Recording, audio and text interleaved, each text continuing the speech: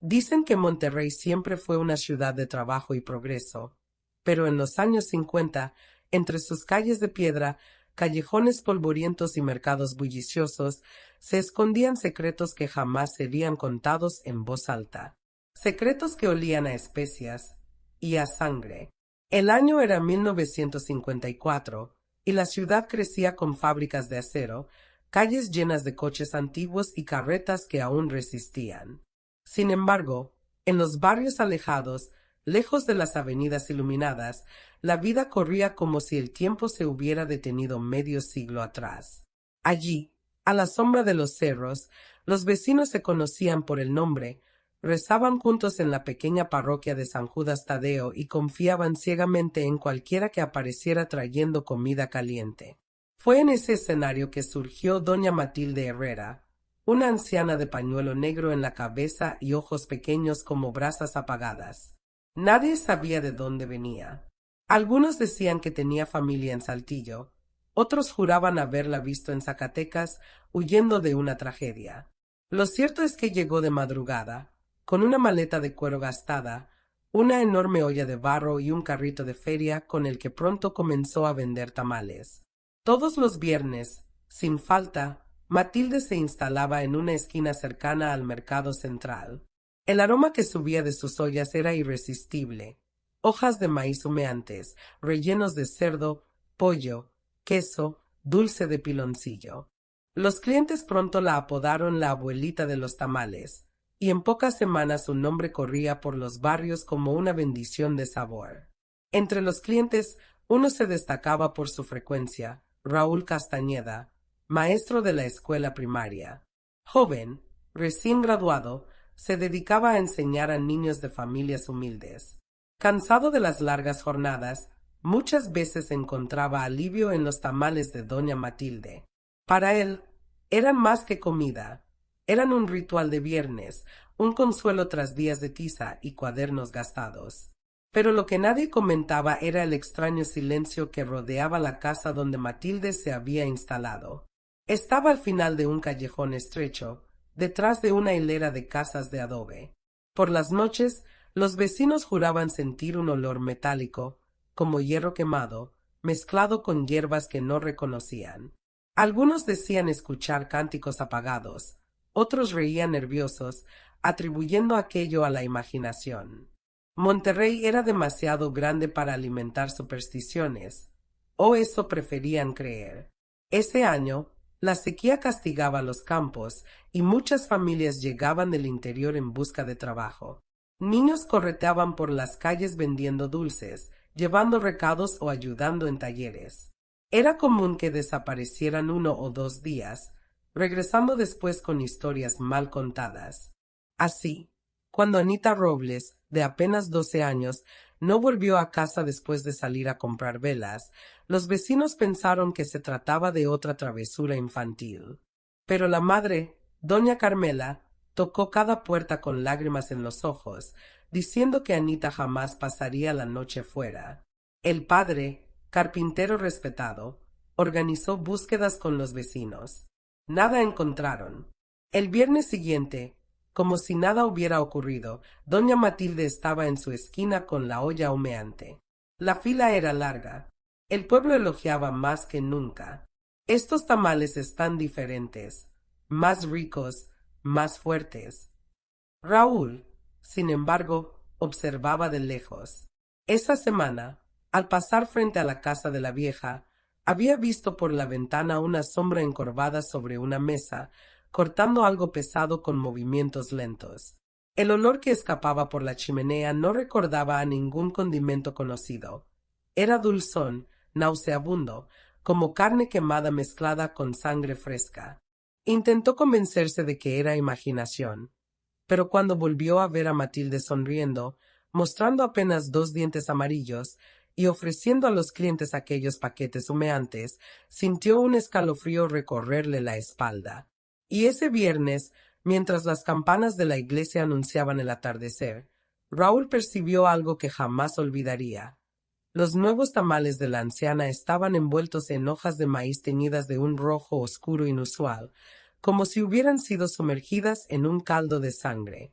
El pueblo masticaba feliz, sin notar nada extraño. Pero el maestro, inmóvil en la esquina, tuvo la clara impresión de que los ojos de la anciana brillaban en el crepúsculo, como los de una lechuza al acecho de su presa. Dicen que en Monterrey nada escapaba a la mirada atenta de los vecinos. El abrir de las cortinas de madrugada, los susurros de las comadres al caer la tarde, la llegada de un forastero. Pero había algo en la presencia de doña Matilde Herrera que, al mismo tiempo, despertaba curiosidad y apagaba preguntas. Como si todos, al probar sus tamales, perdieran poco a poco el impulso de investigar.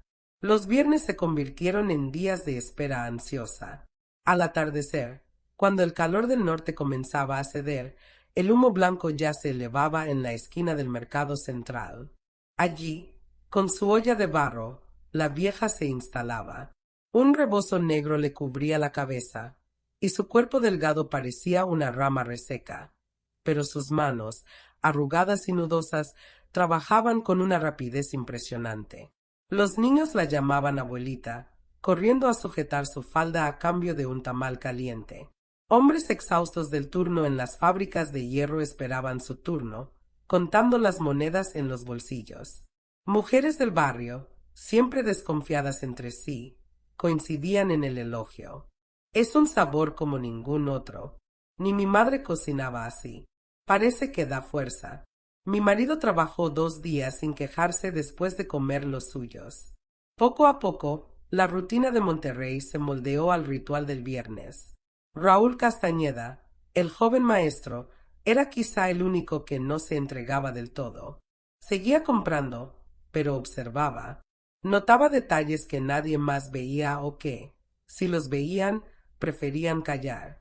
Una noche, al regresar de la escuela, encontró a un perro callejero husmeando entre restos de hojas de maíz cerca de la esquina de Matilde. El animal roía un hueso extraño, demasiado pequeño para ser de cerdo, pero con una forma que recordaba humana. Raúl intentó apartar el pensamiento, pateando el hueso lejos, pero la imagen se fijó en su mente, como un gusano silencioso. Esa misma semana, la desaparición de Anita Robles aún resonaba. La policía, encabezada por el sargento Medina, afirmaba que debía haber huido a la capital, como tantas otras niñas soñadoras. Pero los vecinos murmuraban distinto. Se la llevaron hombres del camino. O cayó al río. O peor, Raúl escuchaba los rumores en silencio, siempre recordando el envoltorio rojizo que había comprado el viernes anterior. No tuvo valor de comerlo. Lo enterró en el patio trasero de su casa, pero aún allí el olor parecía no disiparse. Curiosamente, doña Matilde parecía tener una especial estima por Raúl. Siempre le reservaba 3 tamales de cerdo, diciendo, para alimentar su mente, maestro. Un maestro necesita sustento. La sonrisa de ella, sin embargo, nunca alcanzaba los ojos. Y Raúl, cada vez que aceptaba, sentía como si estuviera firmando un pacto silencioso. En algunos momentos, la vieja dejaba escapar frases extrañas, como si hablara con alguien invisible. Ellos necesitan carne nueva. Raúl fingía no oír, convencido de que la edad la hacía murmurar cosas sin sentido. Pero, de noche, cuando apagaba la lámpara y quedaba solo con el ruido lejano de los trenes de carga, las palabras de la vieja regresaban, resonando como una oración invertida. Monterrey, en los años 50, era una ciudad partida en 2. En el centro, fábricas, tranvías, radios anunciando tangos y corridos. En los barrios apartados, casas de adobe, calles de tierra, luz eléctrica débil que parpadeaba como una vela a punto de apagarse. Era en esos callejones donde doña Matilde se movía a su antojo. No tenía amigos, no iba a la iglesia, pero nadie se atrevía a reprenderla. Al fin y al cabo, alimentaba al pueblo. Y, como decía el padre Jacobo, quien da de comer ya hace una obra de caridad. Pero los rumores crecían. 2 muchachos cargadores, que trabajaban acarreando sacos de maíz en el mercado, desaparecieron a fines de julio. Nadie prestó atención a la ausencia. Los hombres siempre partían sin avisar, siguiendo promesas de salario en otras ciudades. Pero Raúl notó que, el viernes siguiente, la vieja ofreció un nuevo tipo de tamal, más oscuro, con relleno picado de sabor intenso. «Es receta antigua de mi familia», dijo ella. «Carne que fortalece los huesos». Los clientes comieron con deleite. Pero, cuando un vecino preguntó qué carne era aquella, la vieja respondió solo con una carcajada seca, como hojas muertas al viento. Cierta noche, Raúl decidió pasar frente a su casa. El callejón era estrecho, iluminado apenas por una lámpara de queroseno en la entrada. Del interior venía el sonido rítmico de un cuchillo golpeando la madera. El olor era fuerte, una mezcla de sangre y especias. La ventana dejaba escapar un resplandor rojizo, como fuego reflejado en un líquido espeso. Raúl se apoyó en el muro, intentando espiar. Por un instante, juró ver la silueta de un hombre alto, de hombros anchos, entregando algo pesado a la vieja. Ella lo recibió y lo colocó sobre la mesa. Luego levantó el cuchillo. Un crujido detrás de él lo hizo retroceder. Era solo un gato, pero el ruido llamó la atención. La luz dentro de la casa se apagó. El silencio que siguió fue sofocante. Raúl corrió de vuelta a su morada, sintiendo en la espalda el peso de ojos invisibles. A pesar de los miedos, el maestro no pudo evitarlo. El viernes siguiente estaba otra vez en la fila. Las manos le temblaban cuando recibió el envoltorio caliente. La vieja sonrió, mostrando solo los dientes amarillentos. «Hoy están más sabrosos que nunca, maestro». Raúl llevó los tamales a casa, pero no los comió. Abrió el paquete bajo la luz de la lámpara y miró la carne deshebrada. El olor era empalagoso, casi demasiado dulce. La tocó con la punta del dedo. Estaba blanda, de una blandura que no correspondía al cerdo. Un escalofrío le recorrió la espalda. Cerró el envoltorio y, por segunda vez, lo enterró en el patio. Pero esa vez soñó. Soñó con niños corriendo, voces pidiendo auxilio y una risa femenina resonando en la oscuridad. Despertó sudando, con la clara sensación de que alguien lo observaba desde la ventana. A la mañana siguiente, al salir hacia la escuela, Raúl vio algo en el patio. El paquete que había enterrado estaba en la superficie de la tierra, como si hubiera sido desenterrado durante la noche. Y, al abrirlo, encontró no carne, sino un pequeño dedo humano, reseco y ennegrecido por el calor, aún con la uña intacta. Al fondo de la calle, una silueta encorvada avanzaba lentamente, apoyada en su carrito de feria. Era doña Matilde, dirigiéndose al mercado. Sin mirar atrás, pero dejando en el aire un rastro de humo y el dulce olor de tamales recién hechos. Las mañanas en Monterrey solían estar marcadas por el ruido de los tranvías, las voces que se alzaban en los mercados y el repique distante de las campanas de la catedral. Pero aquel lunes de agosto, un silencio extraño se extendió por el barrio de San Judas. La noticia corría de boca en boca. Anita Robles, la hija de 12 años del carpintero Jacinto, no había regresado a casa desde la tarde anterior.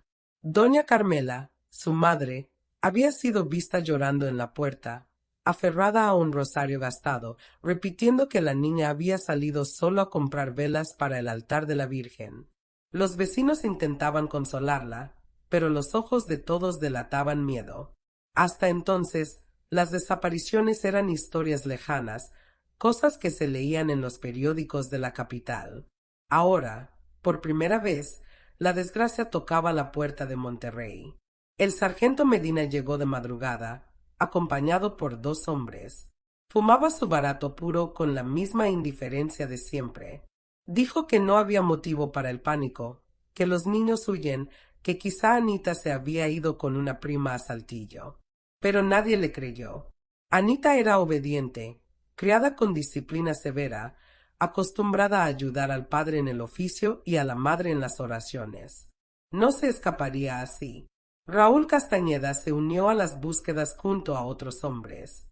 Revisaron el cauce del río Santa Catarina, examinaron los rieles por donde rugían los trenes de madrugada, Recorrieron callejones y pasajes iluminados apenas por lámparas de queroseno. Nada. Solo el viento seco arrastrando polvo y hojas muertas. Cuando el sol se ocultó esa noche, tiñendo el cielo de rojo, los hombres regresaron con las manos vacías. La desesperación era visible. Las mujeres murmuraban letanías, se persignaban y cerraban las puertas más temprano de lo habitual. Monterrey ya no parecía segura. Raúl caminaba de regreso a su casa cuando pasó frente al callejón de doña Matilde.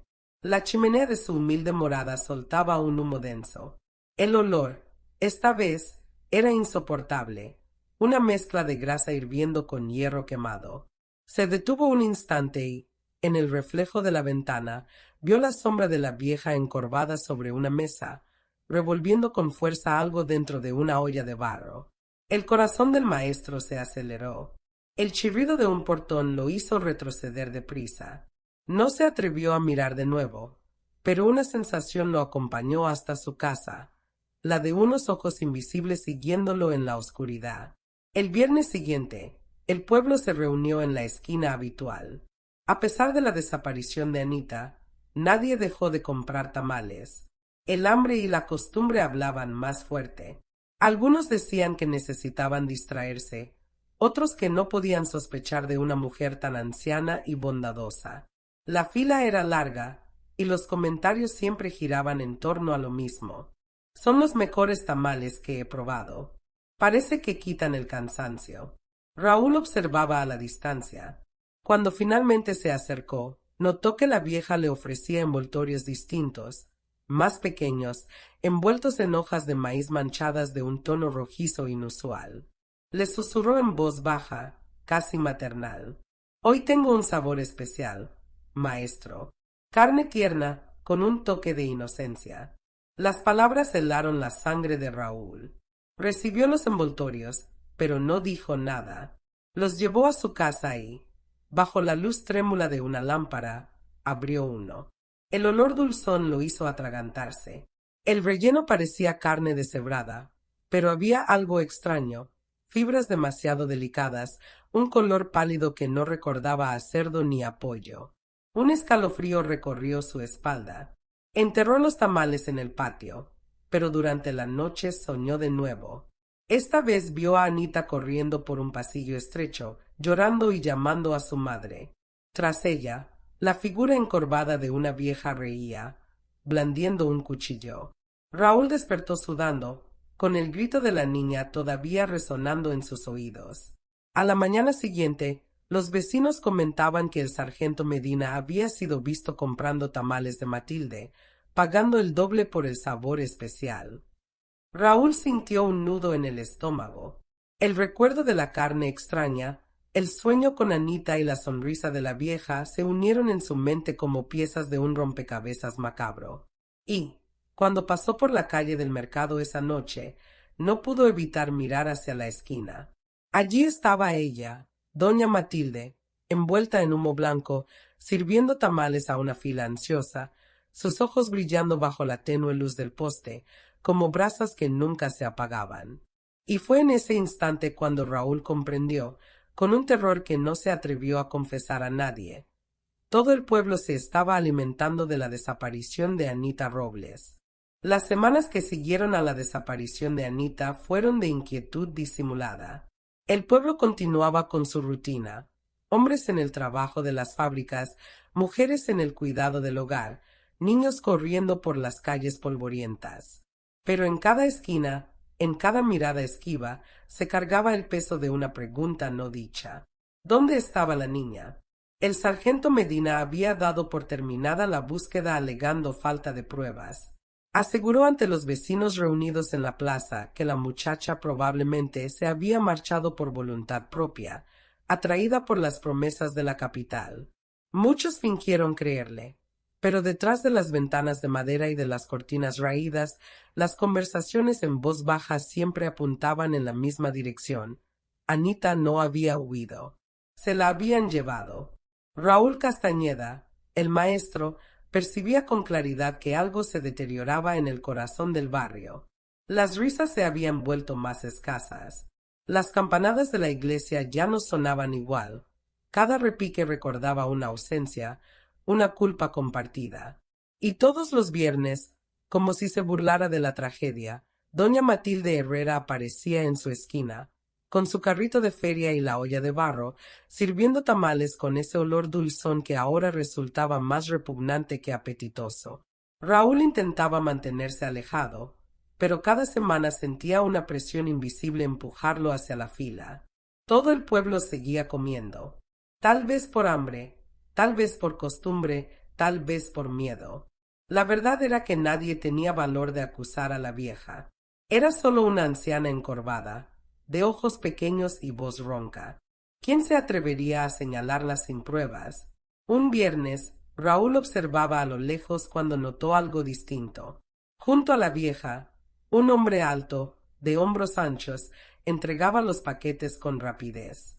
Llevaba el rostro parcialmente cubierto por un sombrero gastado, pero la semejanza física era demasiado clara para engañar.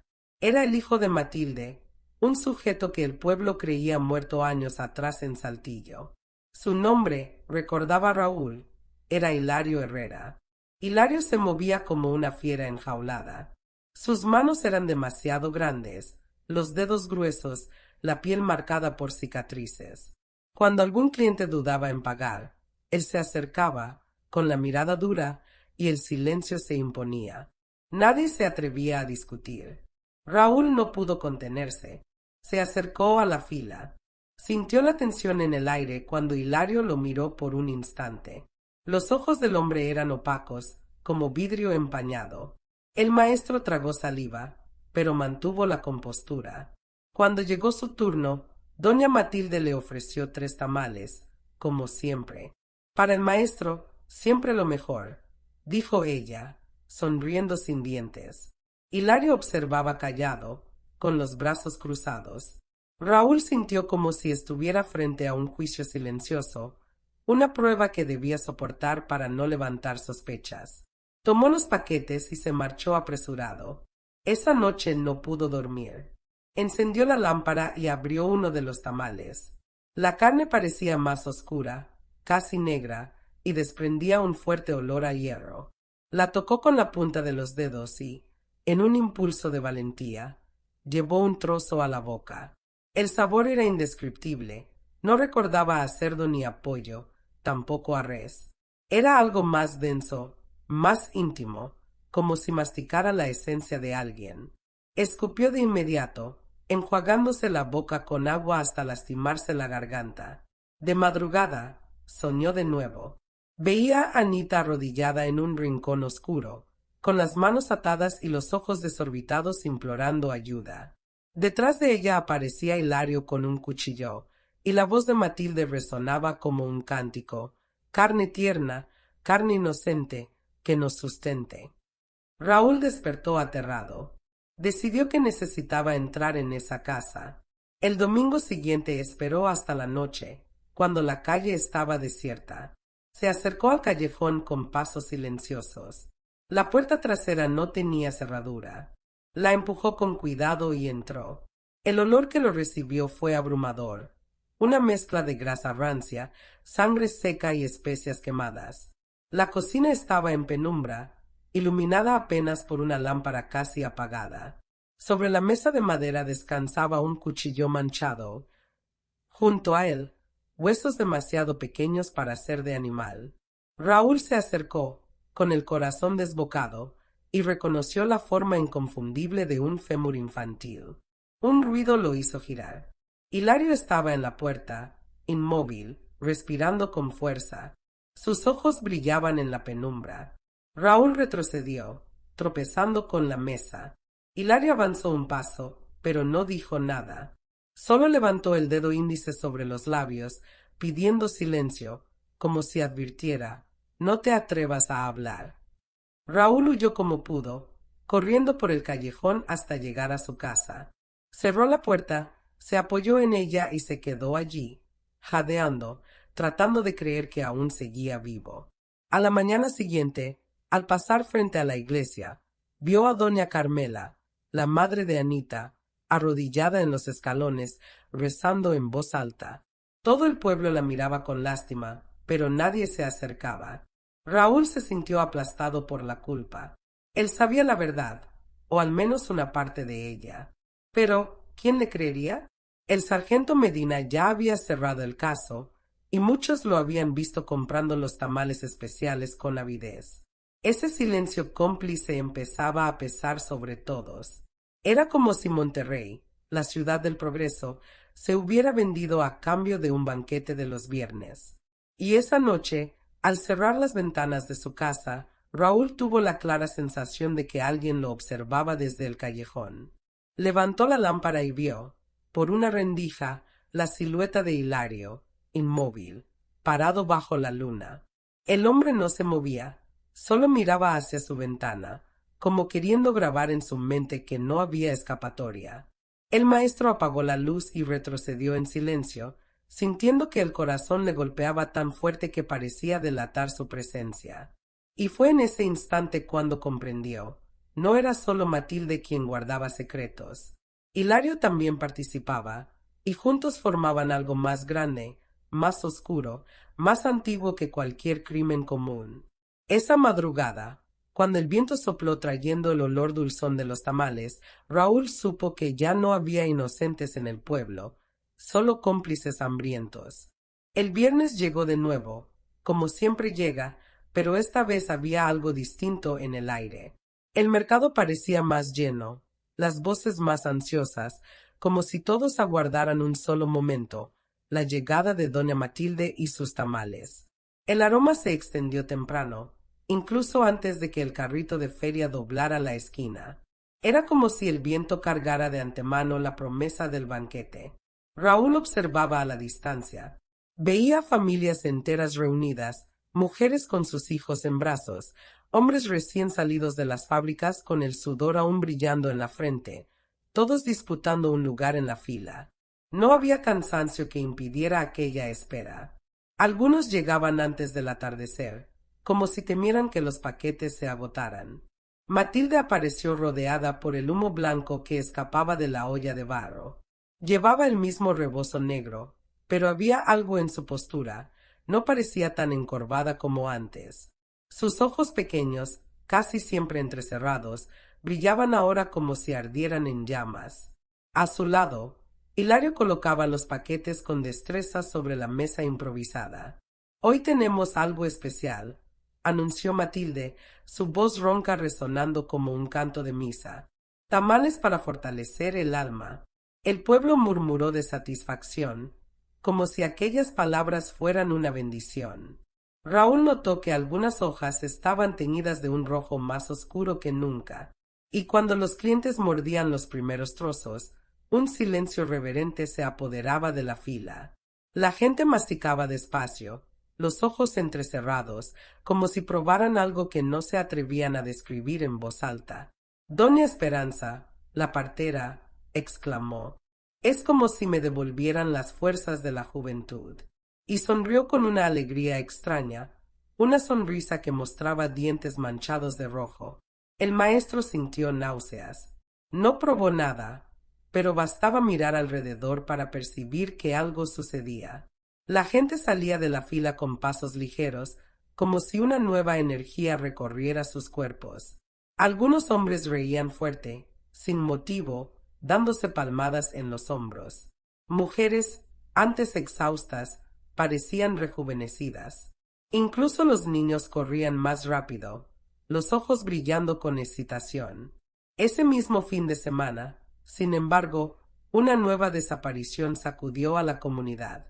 Tomás Aguirre, un niño de 10 años que ayudaba a su padre en la panadería, no volvió a casa.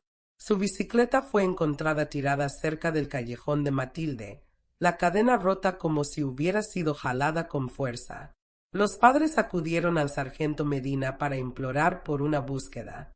El oficial, sin embargo, respondió con indiferencia: «Ya lo dije, los niños huyen. Monterrey está llena de oportunidades». Quizás siguió a alguien. Pero Raúl, que había visto la bicicleta abandonada, sabía que no era una fuga. El lugar estaba demasiado cerca de la casa de la vieja, demasiado cerca para ser coincidencia. En la misa del domingo, el padre habló de la necesidad de rezar por la protección de los niños. Los fieles repetían letanías, pero Raúl notaba la inquietud en sus ojos. Muchos estaban cansados, sí, pero había también algo distinto, un brillo de expectativa, como si, en el fondo, supieran que el viernes traería alivio. El maestro comenzó a percibir un cambio peligroso. Personas que antes comían los tamales por costumbre ahora hablaban de ellos como necesidad. No puedo pasar sin ellos, decían. Es como si limpiaran el alma. Algunos incluso guardaban monedas con anticipación, sacrificando la compra de pan o leche para asegurar el banquete de la vieja. En la escuela, Raúl escuchó a un grupo de niños comentar que sus madres esperaban ansiosas el viernes, como si fuera un día sagrado. Una niña murmuró, casi en secreto: «Mi mamá dice que, cuando come, siente como si el dolor se fuera». Raúl sintió escalofríos. Ya no era solo apetito, era dependencia. El jueves por la noche, no resistió y volvió a espiar la casa de Matilde. El callejón estaba sumido en sombras, pero la luz de la lámpara se filtraba por las rendijas. Del interior venía un canto bajo, en lengua extraña, tal vez náhuatl antiguo, tal vez un murmullo inventado. Hilario pasaba frente a la ventana cargando algo en brazos. Raúl se esforzó por mirar y el corazón casi se le detuvo. Era un cuerpo pequeño, cubierto por un lienzo. El maestro tropezó con una piedra y provocó un ruido. La lámpara se apagó de inmediato. El silencio que siguió fue tan denso que parecía vivo. Raúl se escondió detrás de una carreta, conteniendo la respiración. Tras algunos segundos, la puerta se abrió lentamente. Hilario apareció con la mirada fija en la oscuridad. En la mano, una hoja que reflejaba la luz de la luna. «Sé que hay alguien», dijo en voz baja, pero firme. Raúl contuvo el impulso de correr. Permaneció inmóvil, rezando para que la sombra lo cubriera. Hilario se quedó quieto durante largos segundos, oliendo el aire como un animal de caza. Luego volvió adentro y cerró la puerta. El maestro huyó en silencio, pero aquella visión quedó grabada en su mente. El cuerpo pequeño, el cuchillo, el canto. Ya no había duda. Tomás estaba en la casa de la vieja. El viernes, como siempre, allí estaba el carrito, la olla, el humo. Y la fila era más grande que nunca. Hombres, mujeres y niños disputaban lugar, empujándose como hambrientos. Y, en medio del alboroto, Raúl percibió algo que le heló la sangre. Los primeros de la fila, al recibir los tamales especiales envueltos en hojas rojas, parecían entrar en trance, los ojos brillando, las manos temblando de ansiedad. Era como si ya no fueran dueños de sí mismos. Raúl retrocedió, con el corazón apretado. Quiso gritar, advertir, pero sabía que nadie lo escucharía. Estaban embrujados, adictos, condenados. Y esa noche, cuando las calles se durmieron, escuchó a lo lejos el sonido de la olla de barro hirviendo, como un corazón latiendo en las sombras. Y juró que dentro de aquel vapor había algo más que carne. Estaban las almas del pueblo, cociéndose lentamente cada viernes. Durante esa semana, Monterrey parecía respirar un silencio pesado. No era solo la desaparición de Tomás Aguirre lo que envenenaba el aire. Era la forma en que la gente se miraba en las calles, evitando encontrarse con los ojos del otro, como si compartieran un secreto vergonzoso. Los vecinos murmuraban en las puertas, pero al tocar el tema cambiaban de conversación de inmediato, como si el propio aire los censurara. Raúl Castañeda ya no soportaba más ese peso. Veía en los ojos de sus alumnos el reflejo de un hambre que no era de comida, sino de algo más oscuro. Algunos llegaban a la escuela con las manos manchadas de masa, diciendo que su madre les había hecho probar el sabor que cura la tristeza. Raúl sentía náuseas solo de imaginar lo que estaban comiendo. Era necesario actuar, y el único que podía tener poder para intervenir era el sargento Medina. El miércoles, al caer la tarde, Raúl fue hasta la pequeña comisaría, un edificio de adobe pintado de blanco, con ventanas oxidadas y un patio cubierto de hierbas. Golpeó la puerta, el corazón acelerado. «Entre», gritó la voz grave de Medina. El sargento estaba sentado detrás de un escritorio de madera pesada, fumando su cigarro barato. El aire estaba turbio de humo, el olor de tabaco mezclado con sudor y alcohol barato. Sobre la mesa, una botella de aguardiente casi vacía. «Maestro Castañeda, ¿qué lo trae por aquí?», dijo el oficial, forzando una sonrisa que no alcanzaba los ojos. Raúl respiró hondo. «Sargento, necesitamos hablar de doña Matilde». La sonrisa de Medina desapareció. Por un instante, solo el chisporroteo del cigarro encendido llenó el silencio. «¿Qué pasa con la vieja? Los niños, Anita Robles, Tomás Aguirre, desaparecieron». «Yo vi cosas, sargento. Vi huesos en su casa. Vi a su hijo cargando cuerpos. No es coincidencia. Ella está involucrada». Medina aspiró profundo y soltó el humo lentamente, como si quisiera ganar tiempo. Sus ojos entrecerrados observaban al maestro con atención. «Está acusando a una anciana sin pruebas, maestro. Eso es peligroso». Raúl golpeó la mesa con la mano. «¿Pruebas? ¿Quiere que espere a que desaparezcan más niños? Sé lo que vi, y usted también lo sabe». El sargento levantó una ceja, fingiendo desdén, pero había un brillo extraño en sus ojos. Se puso de pie lentamente, caminando en círculos por la pequeña oficina. «¿Sabe, maestro? Es curioso. Desde que la vieja llegó, el pueblo está más fuerte, menos enfermo, más animado. Hasta yo siento que mi edad pesa menos». Sonrió de lado, mostrando dientes amarillentos. «Sus tamales son únicos». Raúl sintió el estómago revolverse. «Entonces usted también los comió». Medina se acercó, tan cerca que su aliento a alcohol y carne condimentada hizo retroceder a Raúl. «Más que eso, los necesito». El maestro se estremeció. Era la confesión que confirmaba sus peores temores. El hombre encargado de proteger al pueblo no solo lo sabía, sino que participaba en la complicidad colectiva. «Sargento, eso es monstruoso. Están devorando inocentes». Medina soltó una risa seca, sin humor. «¿Monstruoso o natural? ¿Nunca se ha preguntado por qué no puede dejar de pensar en los tamales? Nunca probó uno entero, ¿verdad? Lo veo en su cara. El olor lo persigue, maestro. No sirve de nada mentir. Tarde o temprano, todos se rinden». Raúl dio un paso atrás, pero Medina avanzó, los ojos brillando con ferocidad. «Escuche bien. Si sigue con esas acusaciones, terminará mal. Todo el pueblo ya está marcado, y no permitiré que un profesor arruine el orden que hemos conquistado». Raúl sintió la garganta seca. Era inútil insistir. Sabía que Medina estaba perdido. De repente, el sargento abrió un cajón y sacó de dentro un paquete envuelto en hoja de maíz, aún caliente. Lo colocó sobre la mesa. «Pruebe. Lo entenderá».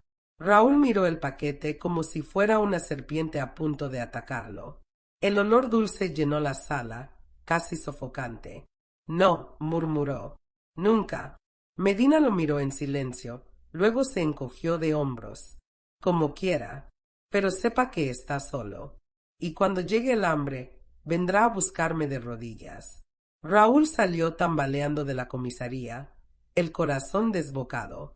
Afuera, la noche ya caía sobre Monterrey, y las luces débiles de los postes proyectaban sombras largas en las calles empedradas.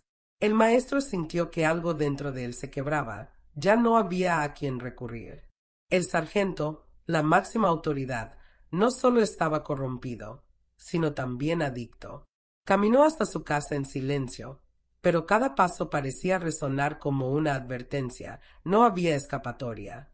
Y esa madrugada, al acostarse, juró escuchar voces que venían del callejón de la vieja. Eran murmullos bajos, casi cánticos, mezclados con el sonido de una olla hirviendo. Se tapó los oídos, pero aún así los oyó, como si las paredes respiraran. «Maestro, es su turno». y cuando por fin logró dormirse, soñó que mordía un tamal ensangrentado, y al desgarrar las fibras de la carne, reconocía el rostro de sus propios alumnos. El viernes siguiente pesaba sobre Monterrey como un presagio. El sol había nacido pálido, oculto tras nubes grises, y el viento soplaba del norte trayendo el olor metálico de las fábricas mezclado con algo más, algo que Raúl no sabía nombrar, pero que le quemaba la garganta. En la plaza, la gente se agitaba desde temprano. Mujeres murmuraban, hombres esperaban con las monedas ya separadas, niños tiraban de las faldas de sus madres, ansiosos. Todos esperaban por ella. Raúl, a lo lejos, sentía náuseas. La adicción ya se había instalado en el pueblo como una plaga invisible. Ya no eran clientes, eran devotos. Matilde apareció con su carrito, a su lado, Hilario. La olla humeaba, esparciendo el aroma que hacía salivar incluso a los más resistentes. Pero, ese día, Raúl no fue a la esquina. Se quedó escondido en una calle lateral, observando de lejos, y vio algo que lo heló. Hilario distribuía paquetes más pequeños, distintos, solo para algunos elegidos, entre ellos el sargento Medina, que los guardaba con avidez como si fueran oro. El maestro sabía que necesitaba pruebas. Las palabras ya no bastaban. El pueblo estaba ciego, la policía corrompida. Solo le quedaba arriesgar su propia vida. Esa noche esperó a que las calles callaran. El barrio se sumergió en silencio, roto apenas por el crujir distante de los tranvías y los aullidos de los perros. Con una linterna de queroseno en la mano y una navaja escondida en el bolsillo, se dirigió al callejón de la casa de la vieja. El portón estaba entreabierto. El viento hacía chirriar las bisagras. Raúl respiró hondo y entró. La casa parecía dormir, pero el olor delataba vida, una mezcla nauseabunda de grasa, hierbas quemadas y hierro. Avanzó por el pasillo estrecho, iluminando la oscuridad con la llama vacilante de la linterna. Paredes húmedas, suelo de barro, muebles cubiertos por telas manchadas. Y, en el aire, el sonido distante de algo goteando, como gotas cayendo en un balde. En la cocina, la escena era peor de lo que imaginaba. Ollas abiertas mostraban masas oscuras, mezclas de maíz con líquidos rojizos. Sobre la mesa, cuchillos alineados, huesos pequeños amontonados como si fueran restos de gallina. Pero Raúl los reconoció de inmediato. Eran humanos. El corazón le latía desbocado, pero sabía que debía ir más allá. Revisando la cocina, encontró detrás de un pesado armario una puerta baja de madera, con cerradura antigua. Del otro lado emanaba el olor más fuerte, tan intenso que le hizo lagrimear. El sonido de las gotas también provenía de allí. Forzó la tranca con la navaja hasta que la madera cedió con un chasquido. La puerta crujió y reveló una escalera que descendía a las entrañas de la casa. El maestro vaciló un segundo, pero bajó. Cada peldaño sonaba como un tambor en el silencio. La llama de la linterna temblaba, proyectando sombras en las paredes de piedra. El aire se volvía irrespirable, denso, cargado con el olor de sangre y moho. Cuando llegó al fondo, se quedó paralizado. El sótano era un santuario macabro. Huesos se amontonaban en las esquinas, algunos demasiado pequeños para ser de adultos.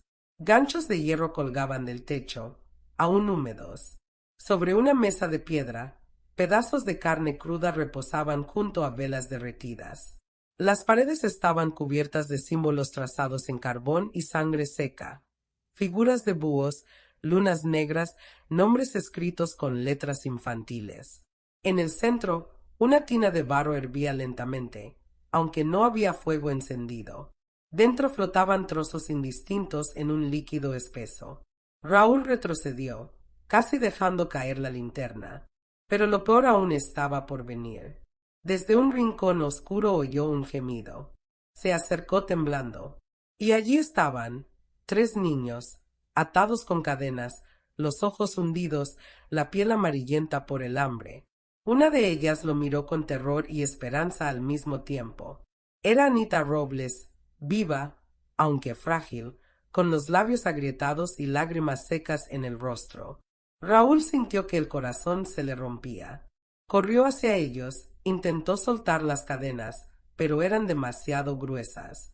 —Silencio —susurró Anita con voz débil. Ellos vienen cuando alguien hace ruido. Antes de que Raúl pudiera responder, un chasquido resonó arriba. La puerta se había cerrado. Pasos pesados bajaban por la escalera. El maestro apagó la linterna a toda prisa y retrocedió hacia la oscuridad, con el corazón a punto de estallar. Hilario apareció primero, cargando un balde de hierro. Su silueta inmensa ocupaba casi toda la escalera. Detrás de él, la voz de Matilde resonaba como un cántico. Carne fresca, carne inocente, que nos alimente. Raúl contuvo el grito. Estaba atrapado en el sótano, sin salida, con los niños encadenados y los monstruos a pocos pasos de distancia. Y, cuando Hilario levantó la lámpara para iluminar el sótano, la llama reveló el rostro de Raúl escondido en la penumbra. Por un instante, sus ojos se encontraron, y en esa mirada, el maestro supo que su vida ahora pertenecía al mismo secreto que devoraba Monterrey. El silencio que siguió al chasquido de la puerta fue tan denso que Raúl sintió su corazón latir demasiado fuerte, como si delatara su presencia.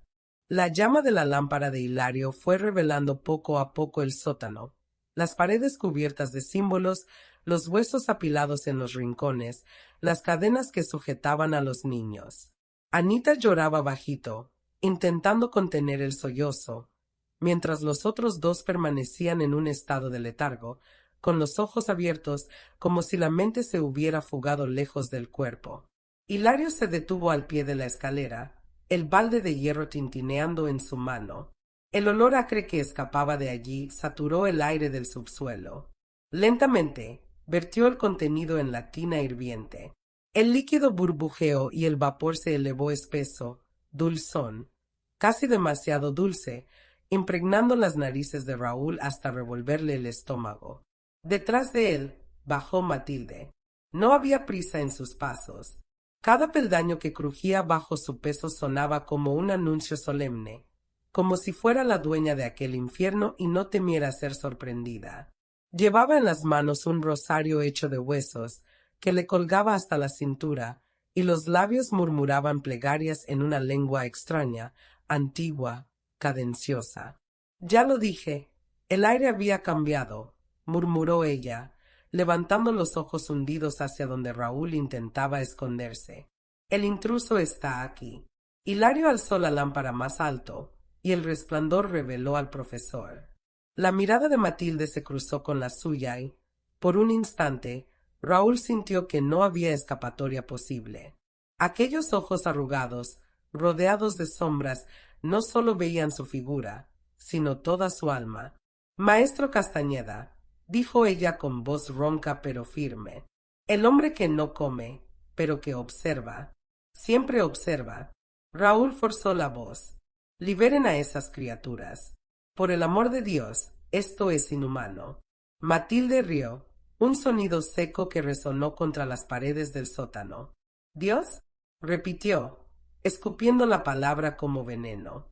Dios nunca dio pan a este pueblo. Nunca salvó a sus hijos del hambre, de la enfermedad, de la muerte. Fuimos nosotros quienes lo hicimos. Fui yo. Hilario se acercó, los músculos tensos, empuñando la hoja oxidada. Raúl retrocedió hasta sentir la espalda contra la pared fría. —Están cometiendo un crimen —balbuceó, aunque su voz sonó frágil incluso para sí mismo. Matilde levantó el rosario de huesos y lo pasó lentamente entre sus dedos, como si contara pecados. No es crimen cuando es tradición. Mucho antes de que Monterrey tuviera fábricas, mucho antes de que los tranvías cruzaran estas calles, ya se cocinaba carne para los dioses antiguos. Ellos exigen sangre nueva, carne inocente, y a cambio conceden vigor, juventud, alivio. Extendió su brazo huesudo, señalando a los niños encadenados. Estos son elegidos. No sufren, no de verdad. Se convierten en parte de nosotros, de la comunidad. Cada pedazo que el pueblo come es una bendición que se esparce. Raúl apretó los puños, con el asco mezclado con el terror. Eso es canibalismo. Es perversión. Matilde se inclinó hasta que él pudo sentir el aliento rancio de su boca. Es supervivencia. Hablas como si fueras superior, pero ya respiras el vapor, maestro. Ya ha entrado en tu cuerpo. Ese olor nunca se irá. Hilario, a su lado, abrió el balde otra vez y sacó algo envuelto en un paño grueso. Con un movimiento lento, descubrió la tela y dejó caer sobre la mesa de piedra un brazo pequeño, aún fresco, con uñas rosadas. Los niños encadenados gritaron de desesperación, y Anita cerró los ojos, sollozando. Raúl se tambaleó hacia atrás, casi cayendo. La visión de aquel miembro, tan reconocible y humano, le robó el aire. Matilde, sin embargo, continuó su plegaria. Carne para los vivos, carne para los muertos. El ciclo no termina, maestro. No puedes cambiarlo. Raúl intentó avanzar, en un impulso desesperado, pero Hilario lo sujetó con brutalidad. El brazo fuerte lo aplastó contra la pared, y la hoja fría rozó su garganta. No luches, murmuró el hijo, con voz grave. Nadie lucha contra ellos y vive para contarlo. Raúl jadeaba, el corazón desbocado. Matilde se acercó más, sujetándole el rostro con sus manos huesudas y ásperas. Podrías haber sido nuestro maestro.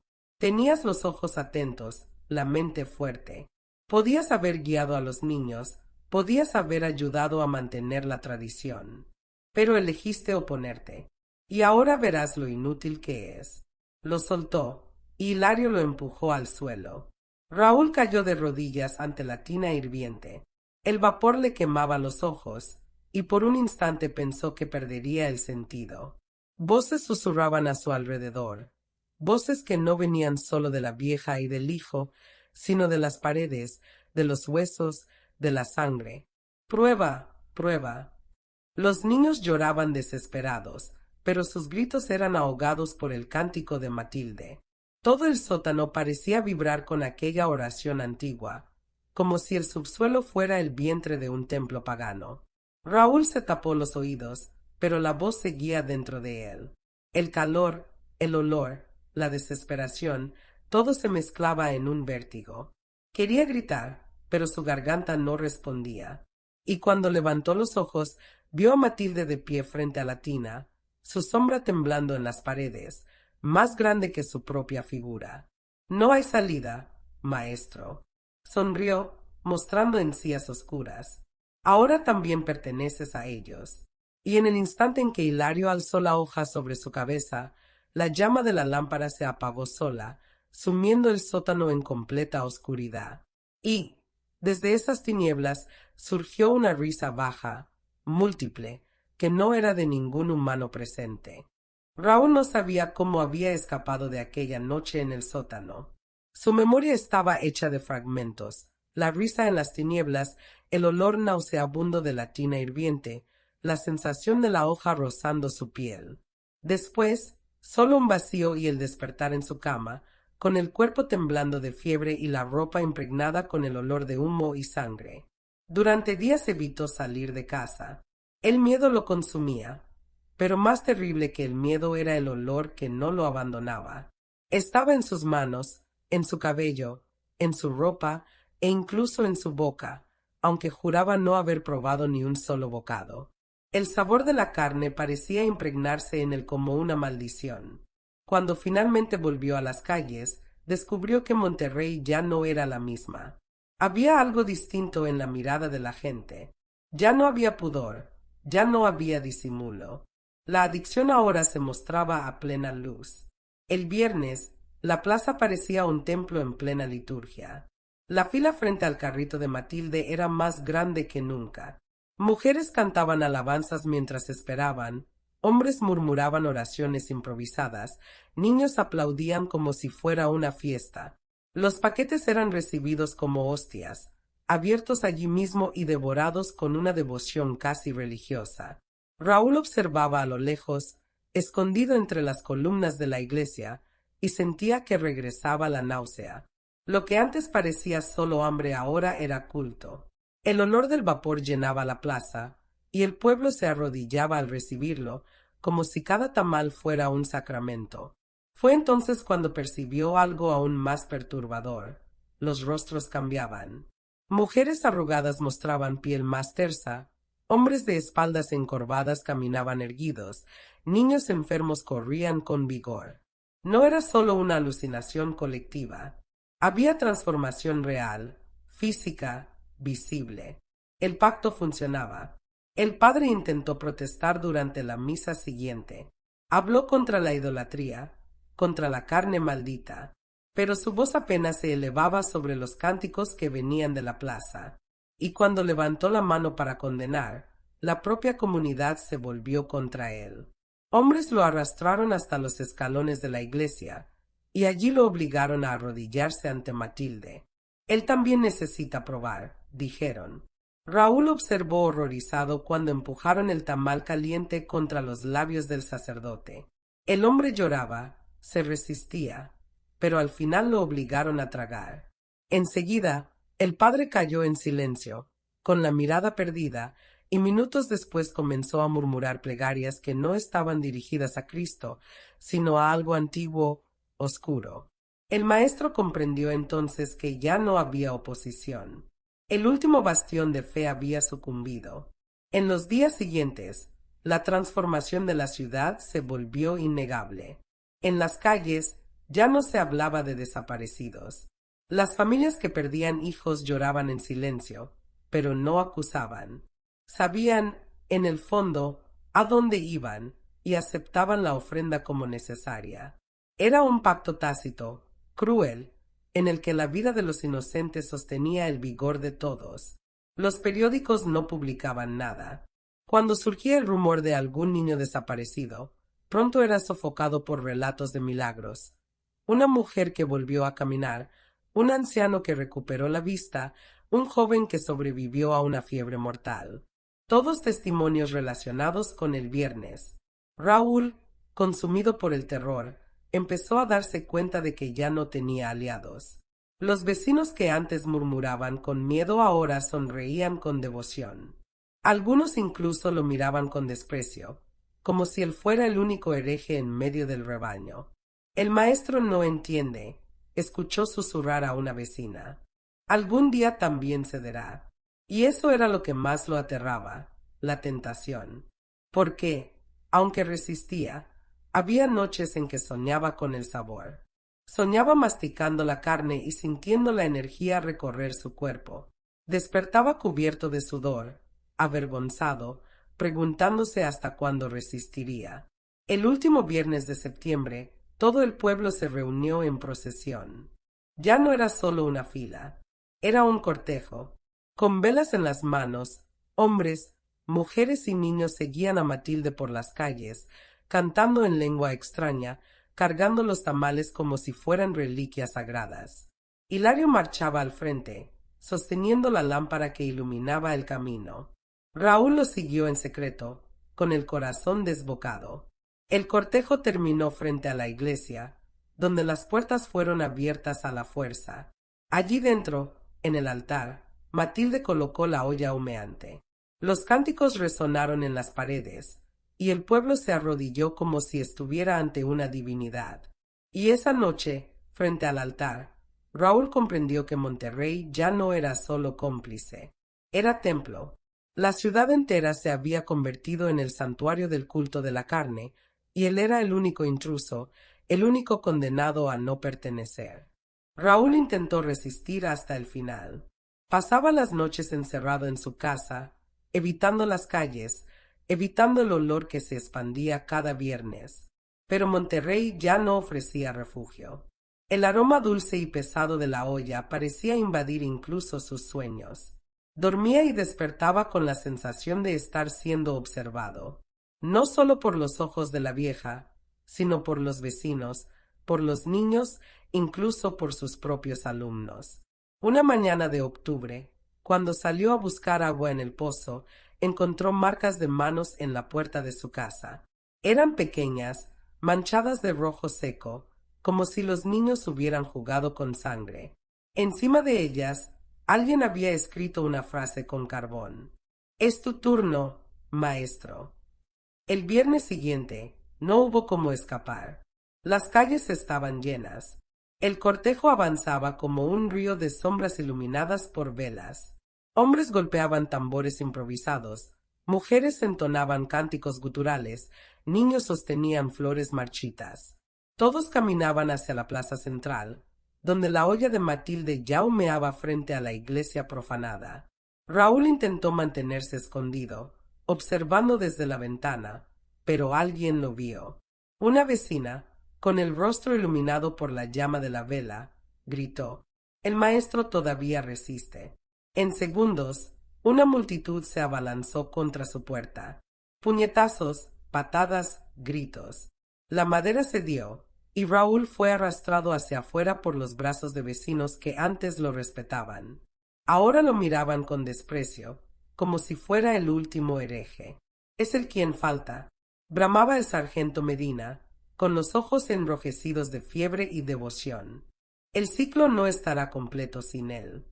Lo llevaron hasta la plaza, donde Matilde lo esperaba. La vieja parecía más alta, más erguida, como si los huesos ya no pesaran.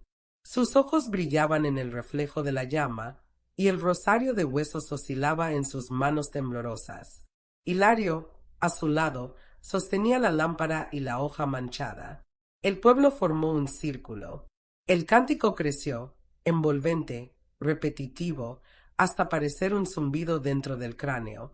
Raúl forcejeaba, gritaba, pero lo sujetaban brazos de todos lados. Lo obligaron a arrodillarse frente a la olla hirviente. El vapor subía denso, envolviendo su rostro, quemándole los ojos. Matilde se acercó despacio, tomando un envoltorio.